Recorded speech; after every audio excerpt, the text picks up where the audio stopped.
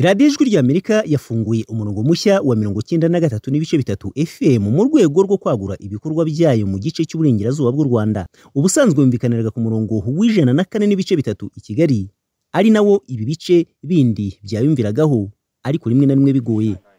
Ku musozi wa Karongi ibikorwa byo gutunganya ibyuma bifasha iyi radiyo kumvikana mu buryo bunoze birarimbanije, nubwo kuhageza ibikoresho bisa nk'ibigoye. Ni imirimo imaze igihe ikorwa, ariko ikaba yageze ku musozo. Shumbusho Denis ni umutekinisiye uri gufasha muri iki gikorwa.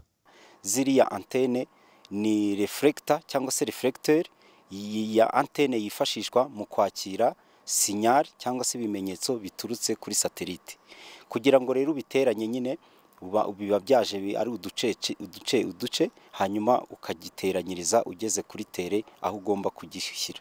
Bigomba kuva i Kigali, niho byaturutse byamaze kuva muri Amerika aho babyohereje.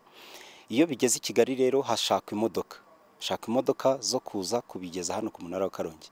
Nkuko mubizi cyangwa se mujya mubibona, n'umuhanda ntago ari mwiza cyane. Ubwo urumva rero ya modoka biba bisaba gushaka imodoka ifite ubushobozi bwo kuza kurira no musozi hano. Iyo bibaye ngombwa ko wa muhanda wapfuye nk'imvura yaguye, hari igihe imodoka itaharenga. Icyo gihe rero twifashisha abantu bakabitugereza hano ku munara.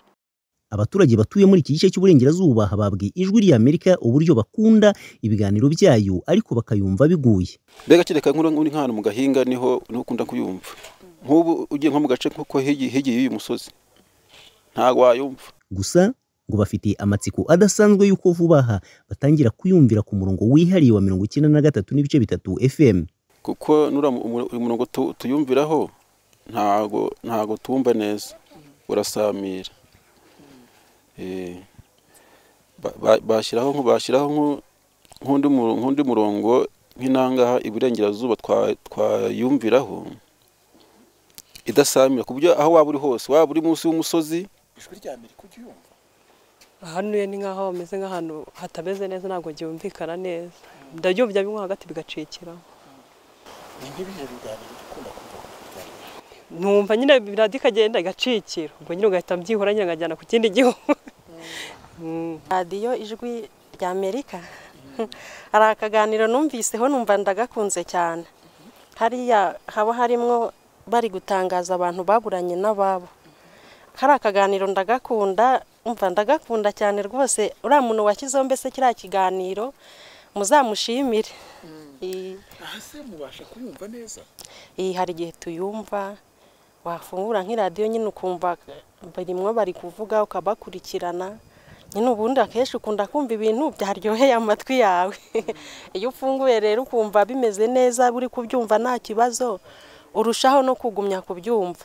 Uwo murongo uje tukajya twumva hariho amagambo, ibintu bidufashije nko mu myumvire, kuba hari ikintu mbese byagufashaho mu mibereho, ushobora kubyumva. Uwo murongo uje uzaho ibyo bintu bidufasha nyine nta kibazo. Abatekinisiye bari ku musozo wo gutunganya iki gikorwa cyo kwagura umunara wa FM mu burengerazuba barumvikanisha uburyo ibyo bakoze bihagije ngo abaturage bumve radiyo Ijwi ry'Amerika uko babyifuza.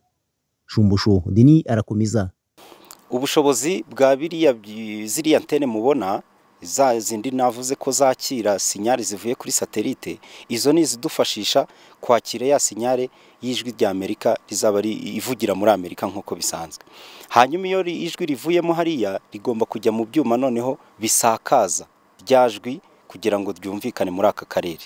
Ubwo rero ibyo byuma nibyo twita ko ari insakazamajwi.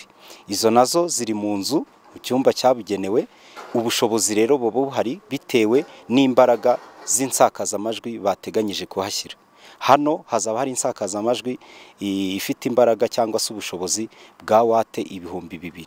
Hanyuma izo rero zirahagije cyane ku buryo iki gice cyose cy'iburengerazuba aho bifuje kugeza ubutumwa cyangwa se kugeza iyo sinyare irahagera nta kibazo. Ibiri yose ya FM ariyo 104.3 ndetse na 93.3 irahagije ngo Ijwi ry'Amerika cyumvikane mu Rwanda hose ndetse no hanze yarwo. By'umwihariko uyu murongo mushya wa 93.3 uzayifasha kumvikana mu gice cyose cy'uburengerazuba kitayumvaga neza, no mu bice bimwe by'igihugu cy'u Burundi ndetse no mu burasirazuba bwa Repubulika Iharanira Demokarasi ya Kongo. Fulgence Kizuera, Ijwi ry'Amerika mu burengerazuba bw'u Rwanda.